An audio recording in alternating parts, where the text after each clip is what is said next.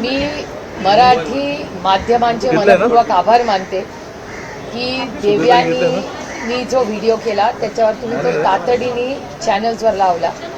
मलाही फोन घेण्यासाठी अनेक चॅनल्समधून फोन आले. त्यानंतर मी माहिती घेतली. मी स्वतः पुण्याच्या जिल्हा परिषदच्या सीओशी बोललेले आहे आणि प्रक्रिया अशी आहे की एखाद्याची कंप्लेंट जर डेप्युटी सीओ किंवा तिथल्या अंगणवाडीची जी कमिटी असते बघणारी असते जिल्हा परिषदची किंवा डेप्युटी सीओकडे कंप्लेंट तुम्ही करू शकता आणि ते निर्णय घेऊ शकता. त्याच्यावर अपील करायचा अधिकार हा सीओंकडे आहे. मी सीओंना विनंती केली. सीओनी मला सगळा प्रोसेस समजून सांगितला. त्याच्यानंतर देवयानी तो प्रोसेस फॉलो केलेला आहे. ऑलरेडी सीओंकडे त्यांनी मागणी आज केलेली आहे. त्यामुळे माझी पुणे प्रशासनाला विनम्र विनंती आहे की सत्याचा आवाज दाबू नका.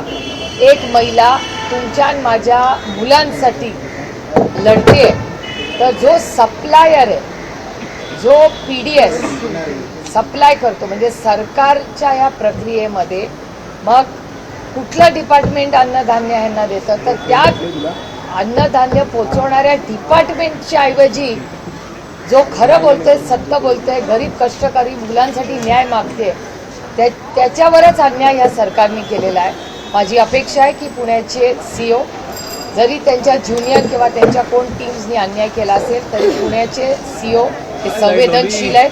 त्याच्यामुळे माझी अपेक्षा आहे की ते उद्याच्या उद्या ह्याच्यावर निर्णय बदलतील आणि देवयानीला पुन्हा सन्मानाने कामावर घेतील एवढीच अपेक्षा. पण या सरकारला माझी माननीय मुख्यमंत्र्यांना विनंती आहे की जे सत्य आहे ते कृपा करून दाबू नका. ही लोकशाही आहे, दडपशाही नाही. त्याच्यामुळे या सगळे जे व्हिडिओज, मग तो शाळेचा व्हिडिओ असू दे किंवा हा अंगणवाडीच्या अन्नधान्यामध्ये होणारा, मी भ्रष्टाचार शब्द वापरणार नाही, पण जे काय चाललंय हे अयोग्य आहे. त्याची पारदर्शक इन्क्वायरी झाली पाहिजे. जशा आश्रमशाळांमध्ये आपण बघतोय काय झालंय, दिपकेंच्या व्हिजिट्स असतील शाळेच्या, त्याच्यावर बंदी आणेल अशा वर्तमानपत्रात बातम्या. हे दुर्दैवी आहे की जर आजची मुलं रस्त्यात म्हणजे खड्ड्यांचा विषय असेल किंवा अन्नधान्यांचा मध्ये जे चुकीच्या क्वालिटीचं, वाईट पद्धतीचं हे सगळं अन्नधान्य मुलांना पोचतंय, मग त्याच्यात करप्शन होतंय का काय, हा एक मोठा प्रश्नचिन्ह दबक्या आवाजात लोक आता बोलत आहेत. आणि शाळेसाठी एवढा मोठा निधी जर शिक्षणात जातो तर मग हा निधी जातो कुठे, पैसे जातात कुठे आणि कशाची? रस्त्याची क्वालिटी नाही, शिक्षणाची क्वालिटी नाही, आश्रमशाळांची नाही, आता अंगणवाडीची नाही, मग राहिलं काय? सगळे हे अतिशय गंभीर आहे आणि महाराष्ट्राला न शोभणार. विरोधी पक्ष परवानगी दिली मात्र 30 अटी घातलेल्या त्या जाचं काय तसा आरोप काँग्रेसनं केलेला आहे. बघा, एका लोकशाहीमध्ये या देशाचे राहुलजी एक युवा नेते आहेत आणि आणि LOP पण आहे, म्हणजे लीडर ऑफ ऑपोजिशन आहेत ते जर एक कार्यक्रम घ्यायला, त्यांच्या संघटनेचा कार्यक्रम घ्यायला पुण्यात येत असतील तर एवढ्या अटी शर्ती कशाला? लोकशाही पद्धतीनेच येत आहेत, शांततेच्या मार्गाने येणार, भाषण करणार, मुलांची संवाद साधणार आणि जाणार. त्याच्यात गैर काय? त्याच्यासाठी अति शक्ती म्हणजे मला कमाल वाटते. आणि पुण्यासारख्या ठिकाणी जिथे रोज म्हणजे कोयता गँग आहे, तिथे खून होत आहे, अनेक वेळा मुलींचा विनयभंग झालाय, त्याच्यासाठी अतिशर्ती नाही. पण राहुलजी पुण्यात येत आहेत एक भाषण करायला आणि संवाद साधायला, त्याला अतिशर्ती. हे दुर्दैव आहे. आणि हा डेटा माझा नाही. पुणे हा महाराष्ट्रात 1 नंबरला क्राईमला आहे. हा माझा डेटा नाही. हा डेटा भारत सरकारच्या होम मिनिस्ट्रीचा आहे, ज्याचं नेतृत्व आज अमितभाई शाह करतात. माजी मुख्यमंत्री पृथ्वीराज चव्हाण असं म्हणाले आहेत, गेले काही दिवस त्यांच्या मुलाखती खूप चर्चेत आहेत. ते असं म्हणतात की शरद पवार आणि अजित पवार यांचा पक्ष एक फोटो आहे असं माझ्या कानावर आहे आणि त्यांनी काही करून मनुवाद्यांच्या नादी लागू नये असं ते म्हणाले. पृथ्वीराज बाबा हे राज्याचे महत्त्वाचे सिनियर नेते आहेत आणि एका सशक्त लोकशाहीमध्ये त्यांना मार्गदर्शन करायचा अर्थातच अधिकार आहे. त्याच्यामुळे त्यांनी जे काही सांगितलेलं आहे किंवा ते बोललेले आहेत, जसं आम्हाला बोलायची ताकद आहे तशी आम्ही ऐकायची ताकद ठेवली पाहिजे. त्याच्यामुळे त्यांना तो बोलायचा अर्थातच अधिकार आहे. ते महाराष्ट्राचे मुख्यमंत्री राहून गेलेत, वरिष्ठ नेते आहेत, वयाने आणि पदानी दोन्हीनी मोठे आहेत आमच्या सगळ्यांपेक्षा. तो बोलायचा त्यांना अधिकार आहे. राष्ट्रवादीच्या आशीर्वादामुळे सरकार आलं 14 साली असं पृथ्वीराज म्हटलेलं चव्हाणांनी आहे. असं एक मोठं वक्तव्य केलेलं आहे की 2014 मध्येच महाविकास आघाडी म्हणून सत्ता स्थापन करण्याचा प्रस्ताव जो आणला होता, मात्र तेव्हा हा प्रस्ताव फेटाळण्यात आला आणि नंतर 19 मध्ये हा प्रस्ताव आम्ही पुढे केला. राष्ट्रवादीच्या आशीर्वादामुळे फडणवीस सरकार आलं. पण आम्ही नकार दिला, बाबांनी नकार दिला. म्हणजे बाबांनी 14ला नकार दिला आणि 19ला होकार दिला असेल. तेव्हा माहिती नाही, तेव्हा म्हणजे तेव्हा सोनियाजी काँग्रेसच्या अध्यक्ष होत्या. मला वाटतं त्या गोष्टी सोनियाजींना विचाराव्या लागतील आणि मी त्या प्रक्रियेत राष्ट्रवादीच्या आशीर्वादामुळे महाविकास आघाडीचे प्रणेते किंवा महाविकास आघाडीचे निर्माते शरदचंद्र पवार आहेत असं आतापर्यंत आम्ही बोलत आलो, आम्ही निघत आलेलो आहे. पृथ्वीराज चव्हाण असं म्हणतात की 2014लाही मी तो प्रस्ताव दिला होता, त्यावेळेला फेटाळण्यात आला. 2019लाही मी तो प्रस्ताव दिला आणि मग तो मान्य झाला. म्हणजे कुठेतरी मवियाचा करता करविता मी आहे असं सांगण्याचा त्यांचा प्रयत्न दिसतो. काही प्रत्येकाला बोलायला अधिकार आहे, काही प्रॉब्लेम नाही. आणि मी तुम्हाला खरं सांगू, महाराष्ट्राचे जे काँग्रेसचे नेते आहेत दुर्दैवाने राष्ट्रवादीलाच नेहमी चुकीच्या बॉक्समध्ये बसवतात. एक चांगले आहे की दिल्लीमधली त्यांची जी मेन लिडरशिप आहे काँग्रेस पक्षाची, त्यांची माझी रोजगाठ होते दिल्लीमध्ये. त्याच्यामुळे त्यांची जी लिडरशिप आहे, मग खडगे साहेब असतील, सोनियाजी असतील, राहुलजी, प्रियांका गांधी, वेणुगोपालजी, ही त्यांची जी सिनियर लिडरशिप आहे, त्यांच्या मनात असं काही नाही असं मी समजते. कारण का प्रत्येक मिटिंगला ते राष्ट्रवादी काँग्रेस पक्षाला पार्लमेंटमध्ये बोलवतात. एरवी काही मिटिंग्स असतील त्याला, जेव्हा पॉलिसी मिटिंग असते त्याला बोलवतात. त्याच्यामुळे महाराष्ट्राची काँग्रेस आणि देशाच्या काँग्रेसमध्ये काहीतरी कदाचित काहीतरी सुसंवाद नसावा. म्हणूनच मग पुणे असेल किंवा महाराष्ट्र असेल, या दोन्ही काँग्रेसची जी मतं आहेत आणि केंद्र सरकारमधल्या सेंट्रल काँग्रेसच्या लिडरशिपमध्ये काहीतरी गॅप दिसते असं एकूण तुमच्या प्रश्नातून मला दिसतं. नाही, पण तुमच्या आशीर्वादामुळे सरकार आलं, फडणवीस सरकार असं म्हणतात. लोकशाही हो, प्रत्येकाला बोलायचा अधिकार आहे. संजय पवार यांच्या बाबत त्यांच्याच पत्रात तरी आपण त्या पक्षात काम करतो. राष्ट्रवादी काँग्रेस पक्ष, अजित पवार गट हे काय करतात आता तो त्यांचा वैयक्तिक प्रश्न आहे. आमची लढाई त्यांच्याबरोबर क्लिअर कट सुप्रीम कोर्टमध्ये चाललेली आहे. आजही मी माझ्या मतावर सातत्याने ठाम आहे. राष्ट्रवादी काँग्रेस पक्ष याचा फाउंडर मेंबर आणि फाउंडर प्रेसिडेंट हे शरद पवार कालही होते, आजही आहेत आणि उद्याही राहतात. पहिला मुद्दा, आमची केस ही पहिली इलेक्शन कमिशनला गेली. इलेक्शन कमिशनमध्ये आमचं जे कॉन्स्टिट्यूशन आहे, राष्ट्रवादी काँग्रेस पक्षाचं जे संविधान आहे, त्या संविधानामध्ये आमदार खासदार काय म्हणतात त्यांना मतदान नाही आहे. ऑर्गनायझेशन कुणाच्या बरोबर आहे ते महत्त्वाचं आहे.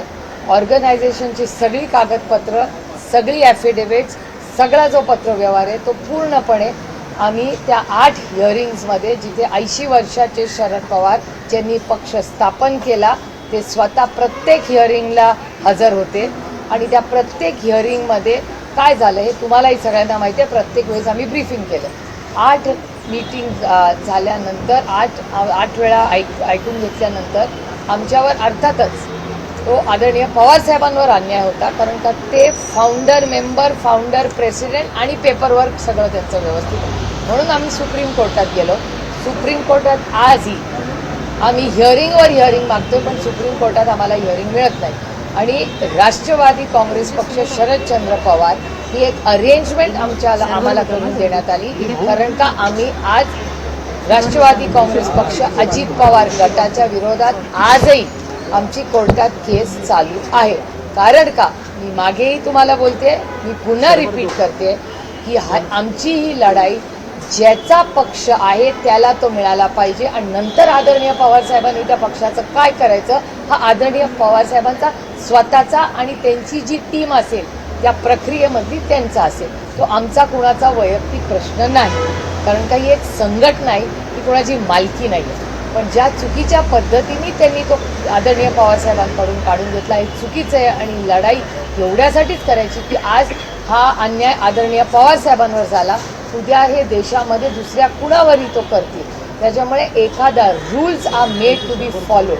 नियम कायदे हे मनमानीसाठी नाही चालत. हा देश संविधानानेच चालणार, भारतरत्न डॉक्टर बाबासाहेब आंबेडकरांच्या संविधानाच्या चौकटीतच चालणार. उद्या कोणीही मनमानी करेल, उद्या तुमच्या चॅनलमध्ये आम्ही येऊ आणि म्हणू हे चॅनल आमचं आहे, चालेल का? नाही ना. त्याच्यामुळे ही नैतिकतेची लढाई आहे, ही बाकी कशाची लढाई नाही, ही नैतिकतेची लढाई. म्हणजे उद्या आदरणीय पवारसाहेबांना तो पक्ष दिल्यानंतर दुसऱ्या दिवशी त्यांनी काय करावं ते आणि त्या प्रक्रियेमधल्या लोकांनी निर्णय घ्यावा. कशाची केस कोर्टात आहे, आम्ही रोज तारीख आमचा मागतो.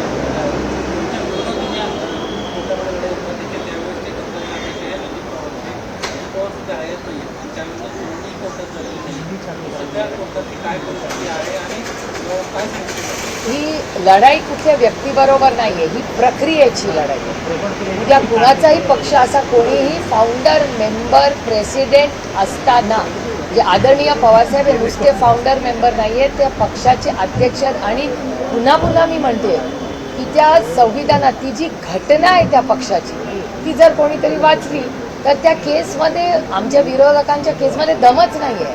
म्हणून इलेक्शन कमिशनमध्ये ते जरूर जिंकले असतील चुकीच्या पद्धतीने, पण ते कोर्टात नाही जिंकू शकत आणि म्हणून आम्हाला तारीख कदाचित मिळत नसेल.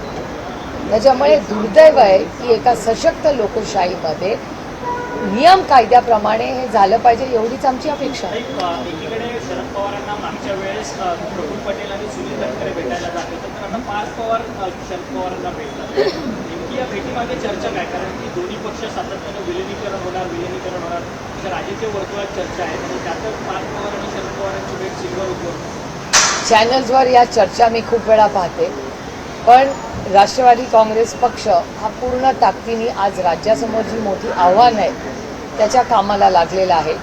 आणि आम्ही संघटना पक्ष हा लोकांच्या आयुष्यात एक चांगला बदल करवण्यासाठी, या लोकांना न्याय देण्यासाठी. त्याच्यामुळे ह्या ज्या चर्चा ज्या चालू असतात अनेक भागांमध्ये, तुम्ही अनेक वेळा मला प्रश्न विचारतात, त्या चालूच असतात. ठीक आहे, नाणं आमचं मार्केटमध्ये चाललं आहे, ह्याच्यात आम्हाला समाधान. पण महत्त्वाची गोष्ट की हे लोक जे भेटत, ह्या देशातले काश्मीर टू कन्याकुमारी याच्यामधले अनेक नेते सगळ्याच पक्षाचे हे आदरणीय पवारसाहेबांना बऱ्याच वेळा भेटत असतात.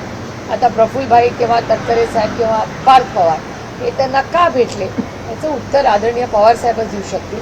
पण गाठीभेटी ह्या अनेक वर्ष आम्ही एकत्र काम केलेलं आहे, अनेक महत्त्वाचे मुद्दे असतात, त्याच्यामुळे गाठीभेटी होत असतात.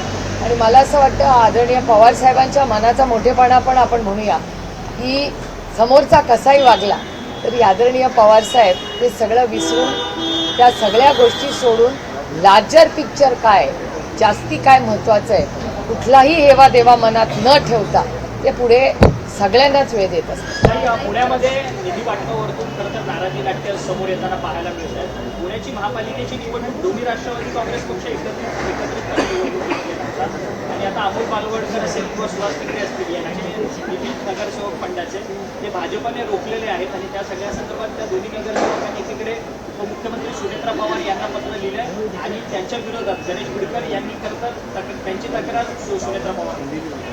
एकतर काँग्रेस पक्ष, मी महिन्यातून एकदा पुणे म्युन्सिपल कॉर्पोरेशनला बारामती लोकसभा मतदारसंघाचा रिव्ह्यू घ्यायला जाते. दरवेळीस मी जेव्हा जाते तेव्हा काँग्रेस पक्षाला आणि शिवसेनेला आवर्जून त्याची माहिती देते की तुमचीही काही कामं पेंडिंग असतील तर जरूर सांगा, मी स्वतः त्याच्यात जातीने लक्ष घाली. त्यामुळे दरवेळीस मी गेल्यावर त्या दोन्ही संघटनेंना पक्षांना मी बोलवत असते आणि आमचा प्रयत्न आहे की पुण्याच्यासाठी, आज पुण्यामध्ये खड्डे असतील, पाणी असतील, कचऱ्याचे प्रश्न असतील, अतिशय गंभीर झालेले आणि पुणे हे शहर इन्फ्रास्ट्रक्चर वाईज कोलॅप्स झालेलं आहे असं अनेक लोक दबक्या आवाजात सातत्याने पुण्याबद्दल बोलत असतात. अनेक वेळा तीव्र नाराजीही आपल्याला लोकांमध्ये पुण्यात दिसते. त्यामुळे एवढी मोठी ताकद भारतीय जनता पक्षाला आली असली तरी गेल्या काही वर्षामध्ये फार काही पुण्याच्या ट्रॅफिकमध्ये, पाण्यामध्ये, कचऱ्यामध्ये किंवा फ्लडिंगमध्ये जेव्हा पाऊस येतो तेव्हा झाल्यात मला तरी कुठे दिसत काही. पण शासकीय निधी रोखणं हे कितपत योग्य आहे? कारण की एखादा लोकप्रतिनिधी हा जनतेच्या विश्वासाने निवडून येतो आणि त्याचा मात्र शासकीय जो निधी आहे तो हा, तुम्ही नगरसेवकांबद्दल बघा, आमची काय परिस्थिती फार काही वेगळी नाही.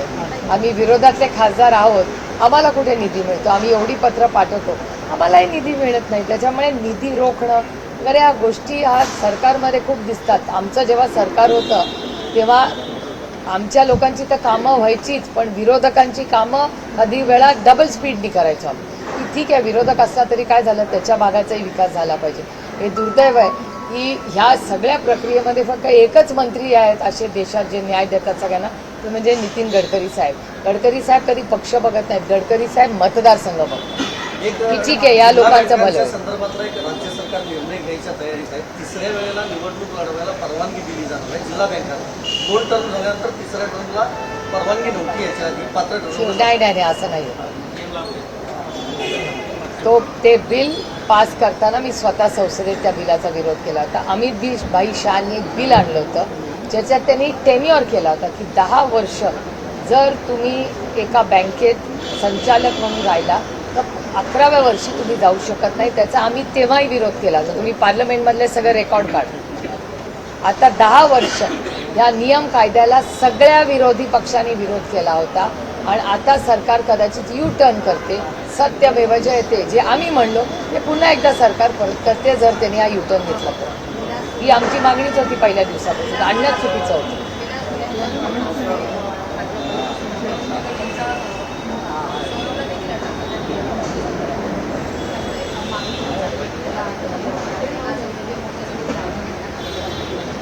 बजरंग अप्पा सोनवणेंच्या मागे राष्ट्रवादी काँग्रेस पक्ष हा पूर्ण ताकदीने आणि पवार कुटुंब ताकदीने उभं आहे. याच्याबद्दल आम्ही अनेक लोकांचीही चर्चा केली. आम्ही ते कालही आमचं तेच म्हणणं आहे, आज आहे उद्याच आहे की गलिच्छ राजकारण घरापर्यंत घेऊ नका.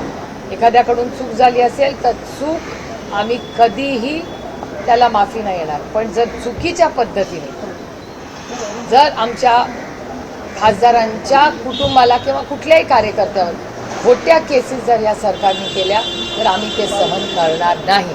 त्याच्यामुळे स्वतःची राजकीय पाळी भाजण्यासाठी तुम्ही जर बजरंग अप्पांवर किंवा त्यांच्या कुठल्याही पदाधिकारी किंवा कुटुंबावर खोटे आरोप करणार असाल तर ताकदीने राष्ट्रवादी काँग्रेस पक्ष त्याच्या विरोधात लढेल.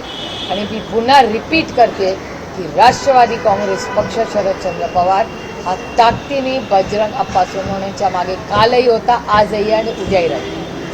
सुप्रीम कोर्ट ने जो है हाई पावर कमेटी जो है वो स्थापित की है. रिटायर्ड जज जो है उसका नेतृत्व कर रहे हैं. जो दिल्ली में लाठीचार्ज हुआ था स्टूडेंट पर, उसकी इंक्वायरी क्या कहना है? अरे मैं कब से SIT की मांग करी थी. मेरी on the floor of the house मेरी मांग है ये. तो हमारी तो मांग है ये. कब से हम मांग कर रहे थे. अगर पहले ही मान जाते तो अच्छा डिस्कशन भी पार्लियामेंट में हो जाता. ये झारखंड हाई कोर्ट ने जो है इस फैसले से स्टे दे दिया है. जो ये झारखंड गवर्नमेंट ने जो कैंसिलेशन किया था JPSC एग्जाम का, उसके ऊपर स्टे दे दिया है. क्या कहना है? अभी कोर्ट है, मैटर सब जुडिस, उस पर क्या कह सकते हैं. कोर्ट का एक बार निर्णय है तो उस पर क्या कह सकते हैं. मैटर सब जुडिस.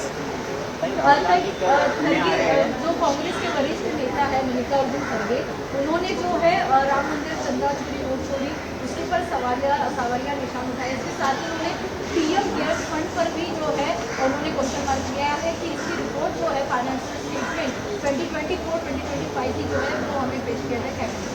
ये अच्छी बात है, उसका स्वागत करना चाहिए ना. दोनों चीज़ों का स्वागत है. और जो है वो है. आप ही के चैनल से वीडियोस दिखाए ना, जब मर्यादा पुरुषोत्तम राम जी के मंदिर में चोरी हुई वो तो वीडियोस आप सबके चैनल्स ने दिखाए. तो चोरी तो हुई है, तो क्लीन चिट कैसे मिली. और दूसरी बात कि PM केयर के बारे में हम पहले दिन से कह रहे हैं. जब से PM केयर स्थापित हुआ है तब से हमारी मांग है कि आप पूरी देश को बताइए कि कहाँ से पैसा आया. इसमें छुपाने की कौन सी बात है. देश के गृह मंत्री अमित शाह ने जो है कांग्रेस के फैसले को वंदे मातरम जो सॉन्ग है वो 2 लाइन याद आने का उन्होंने फैसला किया. उस पर जो है देश के गृह मंत्री ने कहा है कि ये फैसले जो है एंटी खराब हो जाए. क्या कहेंगे? देखिए, एक सशक्त लोकतंत्र में हर एक को बोलने का अधिकार है.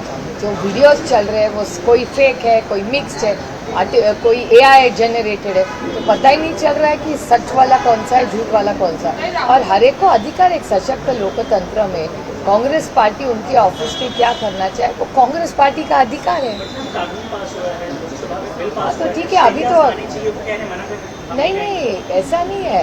होल पॉइंट इज देश में सब जगह हुआ है. इम्प्लीमेंटेशन की जिम्मेदारी सरकार ने ली है. आपने देखा है सब कश्मीर टू कन्याकुमारी इतने कायदे होते हैं, कौन सा पास करते हैं.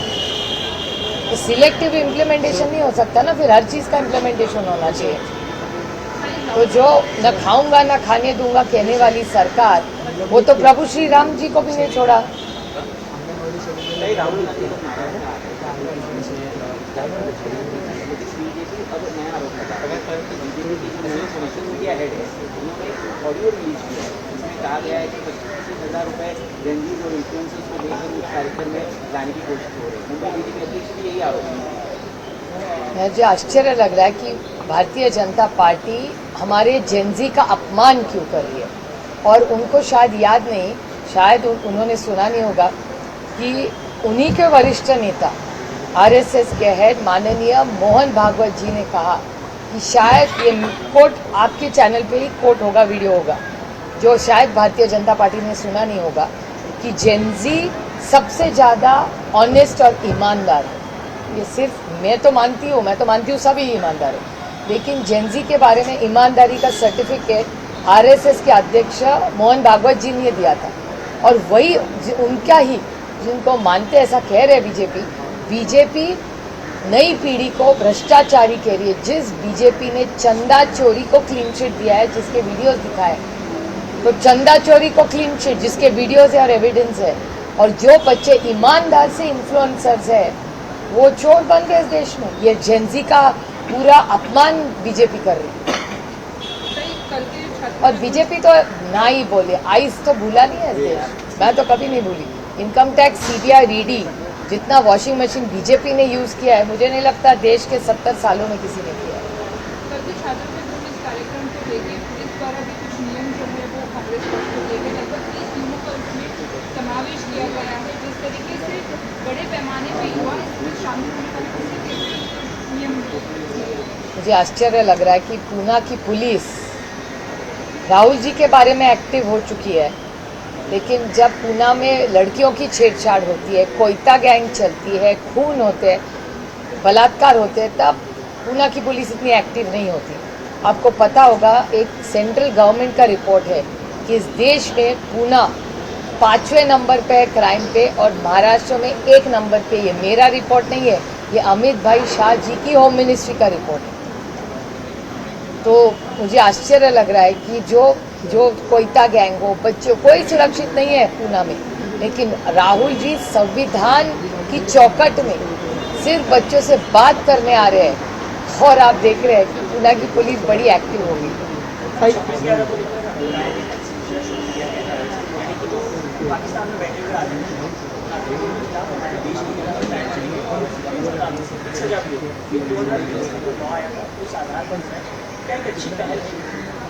देखिए, देश के लिए, देश की एकता और अखंडता के लिए जो भी निर्णय होगा वो अच्छा ही होना चाहिए। आपको याद है जब पहलगाम पे अटैक हुआ था, तब पूरा देश एक हुआ था।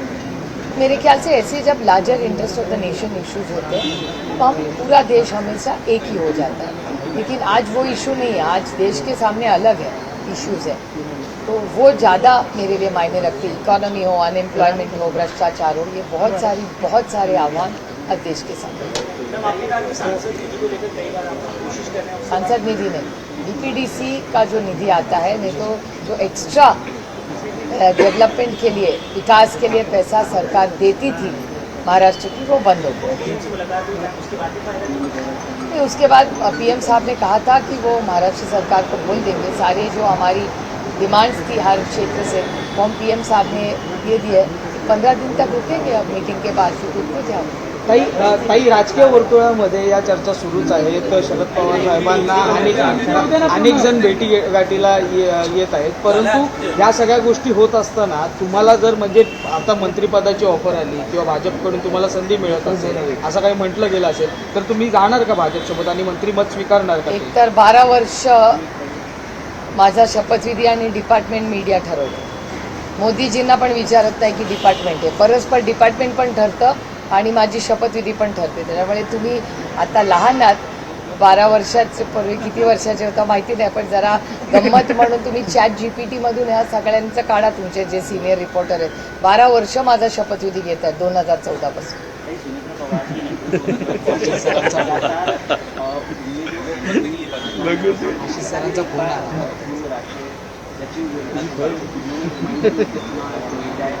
इसमें चैलेंज किया गया है उनके ये एनसीपी अजीत पवार गठ का अंतर्गत मामला है। हमारी तो उनके खिलाफ पूरी ताकत से सुप्रीम कोर्ट में केस चल रही है और हमारी मांग है कि जो फाउंडर मेंबर और प्रेसिडेंट है श्री शरद पवार जी है, पार्टी उनको ही मिलनी चाहिए। और अगर पार्टी का आप कॉन्स्टिट्यूशन देखें तो कॉन्स्टिट्यूशन में जो प्रक्रिया इलेक्शन कमीशन में हुई है वो गलत हुई है और हमारी लड़ाई सिर्फ इतनी तक सीमित है कि यह पार्टी आदरणीय पवार साहब की कल थी, आज है और कल भी रहेगी और इसीलिए हम लड़ रहे हैं।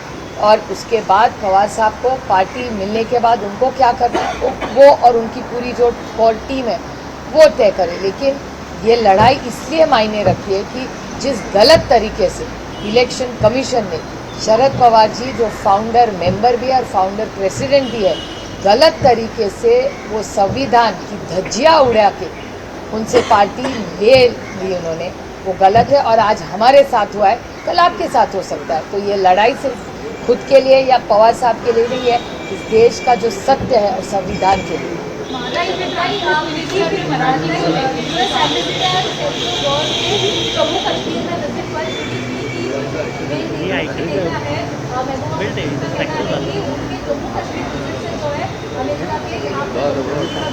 सॉल्व नहीं होने वाला है।